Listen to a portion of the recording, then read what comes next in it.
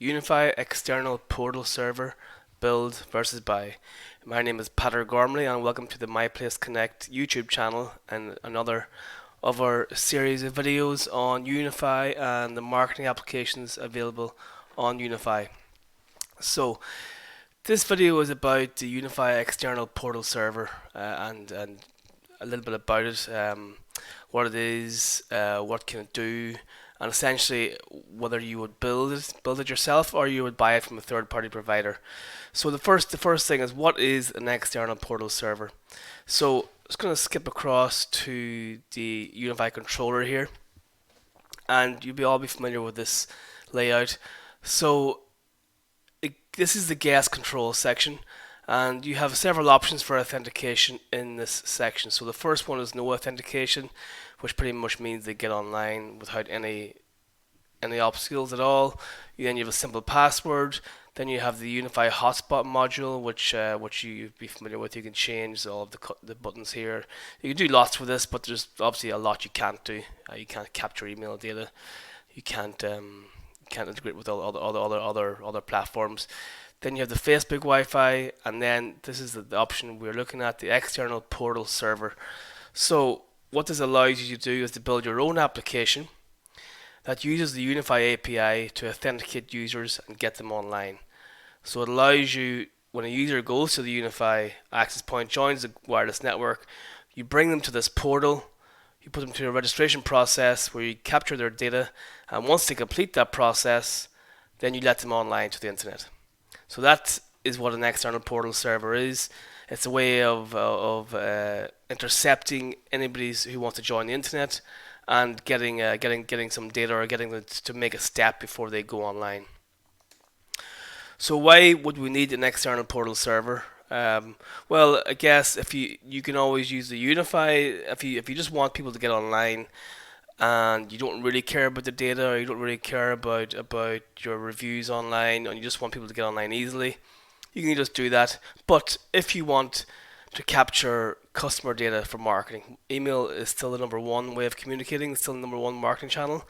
Then if you want things like loyalty stats, dates of last visit, if you want to integrate with TripAdvisor, if you want to do micro targeting, these are all the marketing applications that are available if you build your own portal server.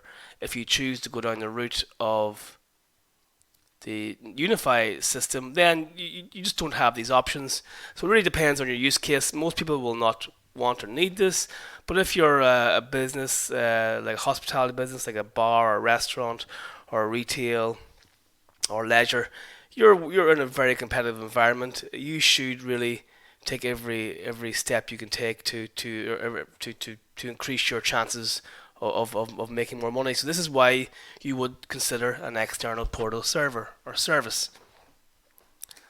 So faced with that, you have a choice. You can build your own, which will involve you'll have to you can use PHP, you can use Node.js, but you have to use the various API classes and libraries to build that, or you can simply buy it from a third-party provider. And that's essentially your options. In this video, we're gonna go through the reasons why you might consider building versus buying, but those essentially are your two options.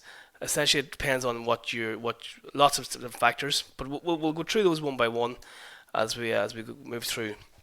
So the reasons you might want to build your own external portal service is if you have a specific requirement.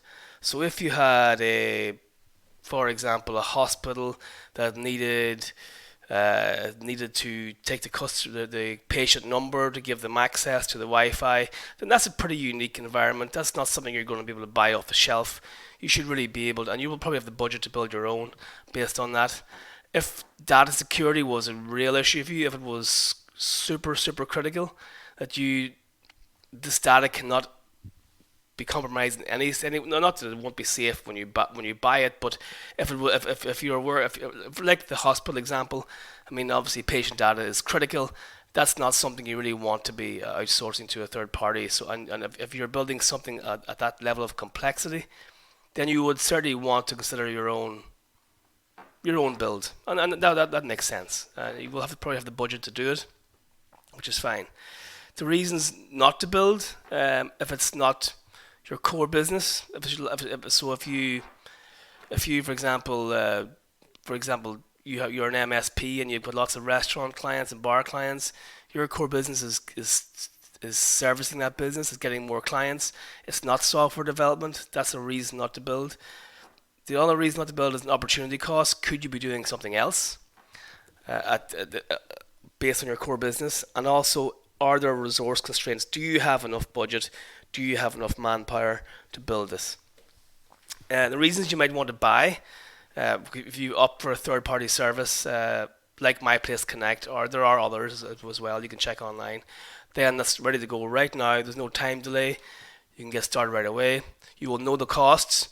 It's a very low monthly dollar cost, starting at $49 a month. It's not really very much. So at least you're going to know the costs over the lifetime of the application, and you have full feature availability right away because you're buying off the shelf products that are already made for your requirements.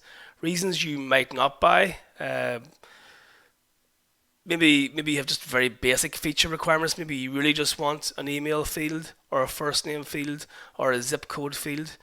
Maybe you don't have the budget to buy, which would be unusual, but it could happen. And maybe you just like tinkering around with software and you like to build your own stuff, then by all means, if you have the time, then go for it. Why not?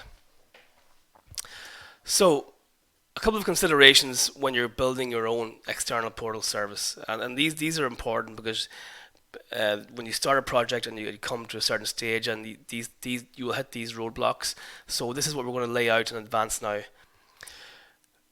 UniFi are a fantastic company. They do things very, very well.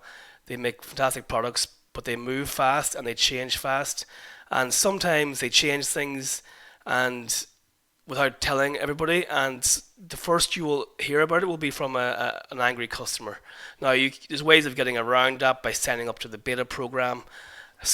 But that being said, you really need to be on top of it all the time because the firmware is constantly changing, the controller versions are constantly changing. Any one of these changes could break your external portal service, and you need to be ready for that. So it's an important consideration you need to think of. Oh, by the way, actually, this video is available at our blog post. We may update this from time to time, but the content of this is all on our blog post at myplaceconnect.com. You can refer back to that. I'll put a link into the description of the video on YouTube. But it's all here, the same content, and this will be updated on a regular basis. So, back to the video. So yeah, that's an important consideration. You want to be ready for that because it can catch you by surprise, and it's not nice when things break down unexpectedly.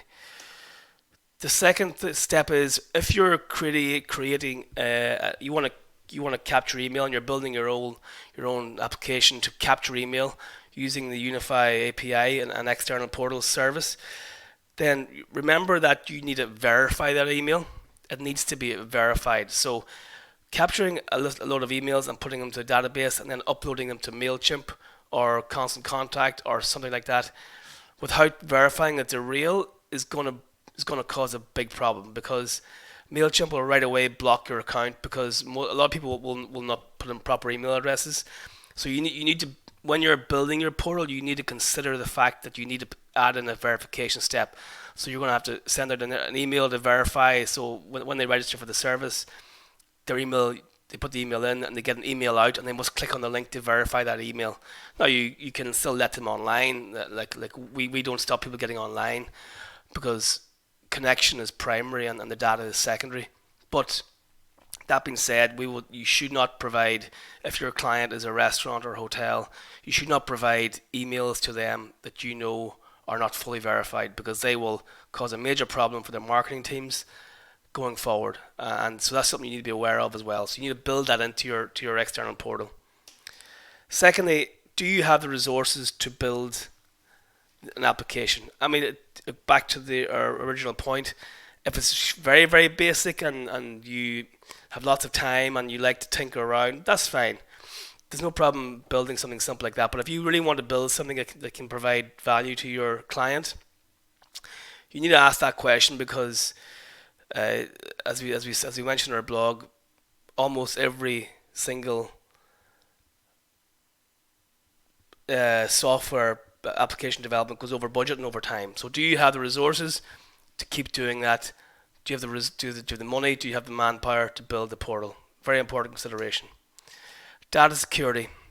So this is obviously important. It's very critical. If you're in charge of collecting data, you need to make sure that that's locked down and secure.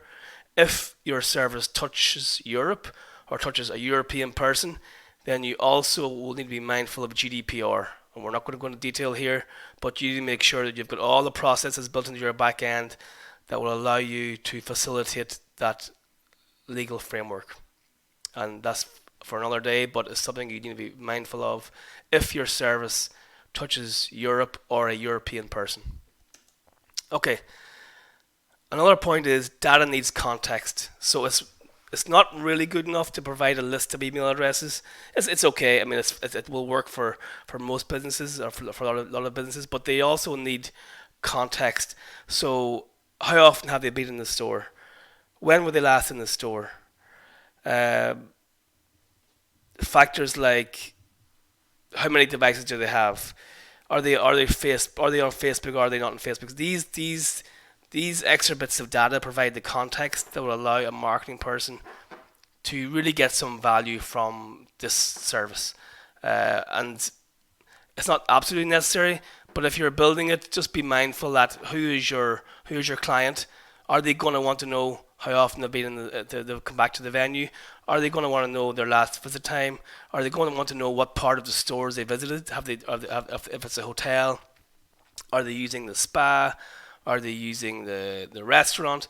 Are they going to want to know this level of detail? If the answer is yes, then be ready to build significantly more features to provide that context to your client. An important point. We're nearing the end now, so a couple of other considerations. Obviously, the opportunity cost. Is there something else you could be doing that would add more value to your business? Are you ready for the long term? When you create a feature like this, you're going to be constantly updating it. The UniFi updates are pretty consistent. You need to be ready for that. So you need to be ready to get your product ready, and you need to commit to it, not just to get it built and leave it. You just can't build something and let it run. Art v science. Yes, having a functional email capture form is one thing. Making it look nice to the end user and making the user experience good is quite another. So that's also something you need to bring into your thought process. And finally, it's the social media licenses. So are you going to allow people to log on using Facebook and Google? If the answer is yes, then you also, as a provider, you will also have to list yourself as a developer on those platforms. So if Facebook have a developer platform, you must register for that, and you must pass a load of tests before they will allow you to use the Facebook login feature. And Google is somewhat similar. So a few more important points. So to summarize and to wrap this video up, if software development or development for your business is not your core business, so you have to do something else, so you've got other priorities, I think you should buy. If it's your core business and it's central to your core business and it's really, really critical that you do this in-house, then you should consider building. And all those facts are obviously important in that. So I hope you find this useful. All the information is available at the blog post that I showed you earlier.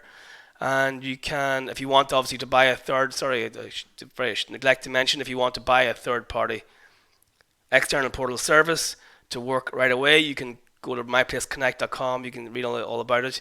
If you have a UniFi controller online, you can get started in a few minutes. So thank you very much, guys, and I'll talk to you again soon.